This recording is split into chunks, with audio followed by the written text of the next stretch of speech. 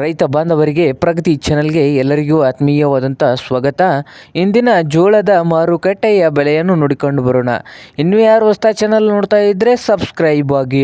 ನಾವು ಪ್ರತಿದಿನ ಮಾರುಕಟ್ಟೆಗಳ ಬೆಲೆಗಳ ಅಪ್ಡೇಟ್ ನೀಡ್ತಾ ಇರ್ತವೆ. ಈ ಚಾನಲನ್ನು ಈಗಲೇ ಸಬ್ಸ್ಕ್ರೈಬ್ ಆಗಿ. ಇಂದು ಜೋಳದ ರೇಟ್ ನೋಡೋದಾದರೆ ಒಂದು ಕ್ವಿಂಟಲ್ಗೆ ವಿಜಯಪುರದಲ್ಲಿ 2,500 ರೂಪಾಯಿದಿಂದ ಹಿಡ್ಕೊಂಡು 2,900ವರೆಗೆ ಒಂದು ಕ್ವಿಂಟಲ್ ಜೋಳದ ರೇಟು ಇದೆ. ಹುಬ್ಳಿ ಮಾರ್ಕೆಟ್ನಲ್ಲಿ ನೋಡೋದಾದರೆ 2,800ದಿಂದ 3,000 ಲಾಸ್ಟ್ ರೇಟ್ ನಡೀತಾ ಇದೆ. ಹಾಗೆ ರಾಯಚೂರದಲ್ಲಿ ಒಂದು ಕ್ವಿಂಟಲ್ ಜೋಳಕ್ಕೆ 2,400 ರೂಪಾಯಿದಿಂದ 2,900ವರೆಗೆ ಲಾಸ್ಟ್ ರೇಟ್ ನಡೀತಾ ಇದೆ. ಹಾಗೆ ಇನ್ನೊಂದು ಮಾರುಕಟ್ಟೆ ಆದಂಥ ದಾವಣಗೆರೆಯಲ್ಲಿ 3,000 ರೂಪಾಯಿವರೆಗೆ ಒಂದು ಕ್ವಿಂಟಲ್ ಜೋಳದ ರೇಟು ಇದೆ ನೋಡಿ ದಾವಣಗೆರೆ ಮಾರ್ಕೆಟ್ನಲ್ಲಿ.